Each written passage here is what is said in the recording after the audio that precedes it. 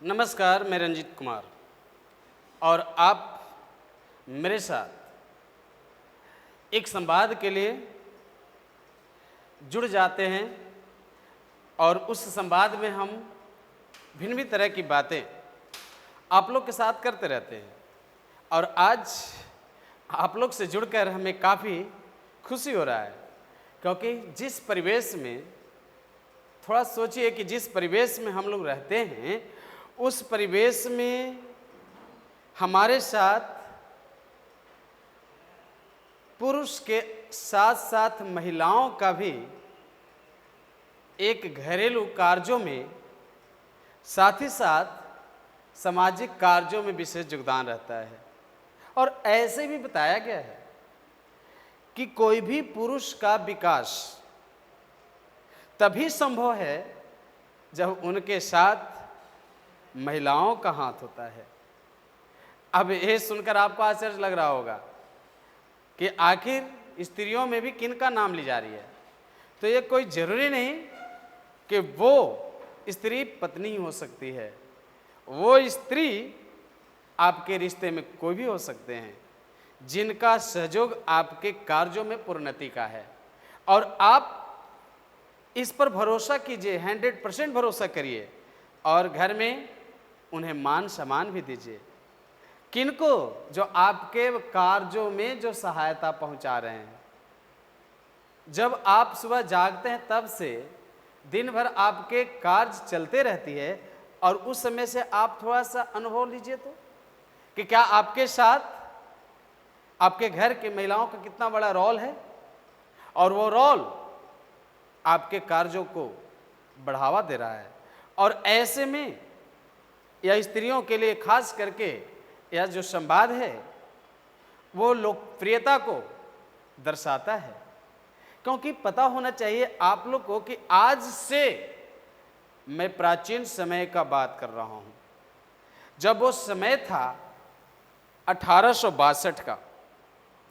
तो जब 1862 का समय था तो आखिर हमारे देश में सबसे पहली महिला जो समाज सुधारक का काम किए, और समाज सुधारक के नाम से जिनको हम लोग जानते हैं, जी हाँ, महिला के नाम ले रहा हूँ, जिन महिला का नाम है रानाबाई।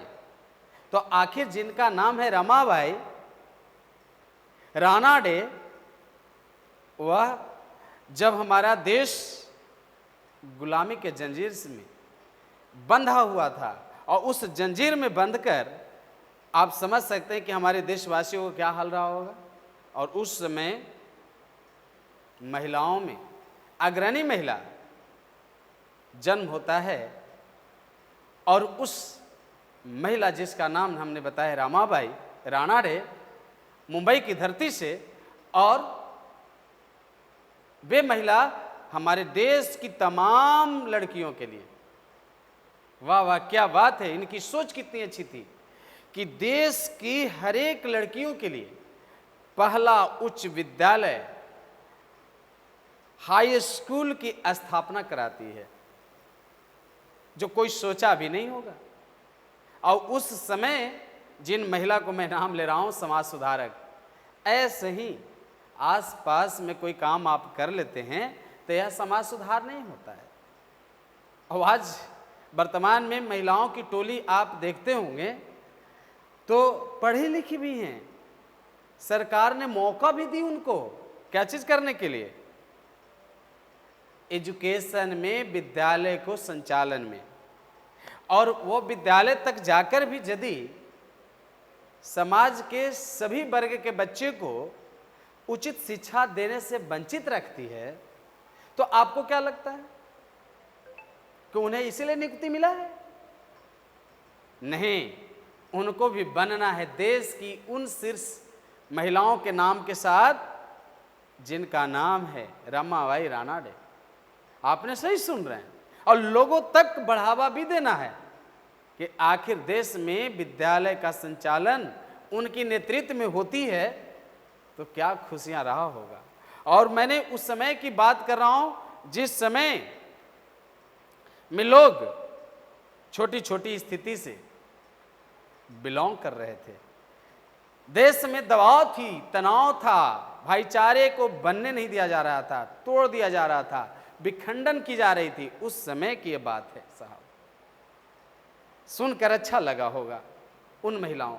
इतना ही नहीं, यदि आप हमारे श्रोता में पुरुष वर्ग में हैं तो मैं आप लोग के लिए भी संदेश देना चाहता हूं कि आप भी उन्हीं महापुरुषों में से एक हैं।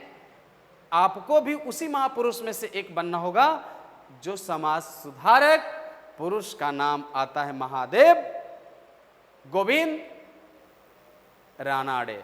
महादेव गोविंद रानाडे, और कोई अन्य व्यक्ति का नाम मैंने नहीं ले रहा हूं, मैंने ऐसे महापुरुष का नाम ले रहा हूं जो रमाबाई का पति रहे थे। सुने होंगे तो अच्छा लगा होगा। रमाबाई की पति, और 11 वर्ष की उम्र में, जब रमाबाई का उम्र 11 वर्ष की थी तभी उनकी शादी कर दी गई थी इनके साथ। ये बहुत बड़ा विद्वान व्यक्ति थे और सोसाइटी को जोड़ने का काम इन्होंने किया है, समाज में बुलंदियां लाने का काम किया है, बुलंद बनाने का काम किया है। और वो एक पति होने के नाते अपनी पत्नी को हर एक कार्यों में सहायता किया और उन्होंने इनकी पढ़ाई को जिंदा रखा। मैं उनके लिए भी मैं प्रेरणा देना चाहता हूं कि जो पुरुष अपने घर की महिलाओं को वुमेन एजुकेशन से जो दूर रख रहे हैं, मैं उनके लिए भी बात बता रहा हूं कि वुमेन एजुकेशन का भी घर में कितनी जरूरत है। ये तो रमाबाई का उदाहरण आपके जीवन में सार्थक रूप देगा। और वो अपने पति और पत्नी के रूप में परिवार का संचालन होता है और एक समाज के प्रणेता बनते हैं, समाज के लिए एक लोकप्रियता को हासिल करते हैं और समाज में लोकप्रियता इनको मिलती है और समाज के लिए बहुत बड़ा नाम है। 2 शख्स जिनका नाम महादेव गोविंद जी मैंने बताया हूं। इस समाज सुधारक, ऐसे ऐसे तो अनगिनत समाज सुधारक रहे हमारे देश में, लेकिन उनमें इनका भी नाम सर्वोच्च है।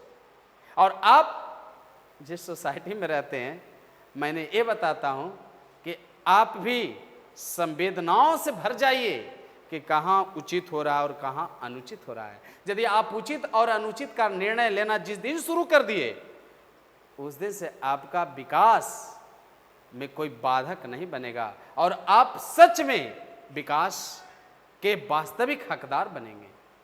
और रही बात कि अपने घर की जो मान सम्मान आपके घर में है, वह घर की महिलाएं मान सम्मान है, उनको कभी भी आप एजुकेशन से दूर ना रखिए, उनको भी बनाइए। रमाबाई, उनको भी बनाना है और आपको खुद भी बनना है। महादेव गोविंद आपको भी बनना है। तब जाकर के जिस समाज का सुधारने में आप लगे हैं ना, तो उसमें सुधार लाने के लिए आपको शास्त्रों का नॉलेज रखना होगा। वही शास्त्र आपको बारंबार काम करेगा और वही शास्त्र पर आप जीवन को एक विशेष रूप दे पाएंगे।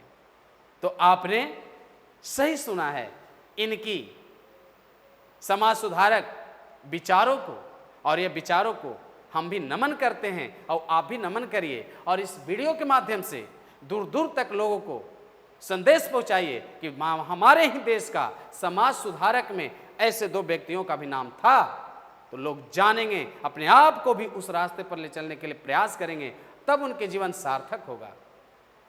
फिर हम मिलेंगे आप लोग के साथ एक नई वीडियो के साथ। तब तक इतना ही। धन्यवाद। जय हिंद।